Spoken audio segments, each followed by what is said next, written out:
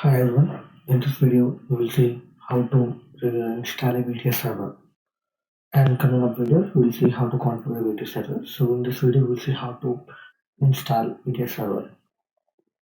To install VTS server we need to go to the marketplace of Micro Focus, and we need to select the required version what we need to install into our LoadRunner, into our local or VTS server.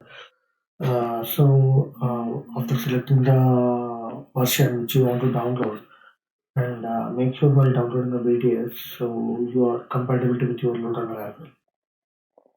Okay, so it's compatible with 2020 of my local, so I have downloaded the 2020.3.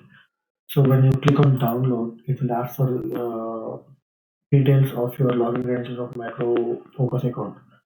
So if you have Micro Focus account, enter the username while creating a free trial. You will create a username as well. So after creating a username, and next click next, then it will ask for password, and enter the password what you used while creating your account, and click next to be downloaded. So for time being, I have downloaded into local, which I have a 20.3. So for this exe file, right click on the exe file, click on run as administrator. So we're going to unextract the files again, same as LoadRunner installation. Then once it's unextracted, then actual installation process will start. I'll start the actual installation process. Click next. Accept. Next. The admin default port is 4000. If you're not changing anything, otherwise if you want to change it, you can change it. But I'm not changing anything, so just install it. Using the port 4000, you can use the VTS server default port. I mean the home page of main instance. We can create a main instance of VTS server. So let's see once the installation is successful. Using the main port 4000, you can create multiple instances using the main port only. So we'll see how to do that now. Just completed. Click finish. Click finish. Okay, now it is opening the VTS main admin port.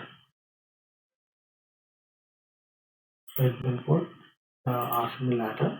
So now we got the main VTS port, localhost VTS port. So open the localhost VTS port here.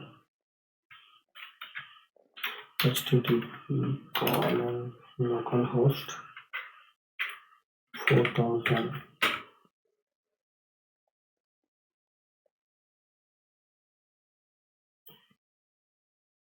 You got the page. So access from the script. Before you use your script from the script, make sure it is enabled. So if it is disabled, your script is even your script cannot fetch the details. So just enable. Access port is 88. So you can access the web page on 4000, but you can access the data of VTS with the rest is 8888. So I'm enabling it. Now it is enabled. Make sure when you run this, we need to enable the web access on the script option should be enabled to fetch the value or enter the value to VTS from the LoadRunner script. Okay. Thanks for learning this one. So in next video we will see how to create multiple different ports on single VTS server. Thanks for learning this.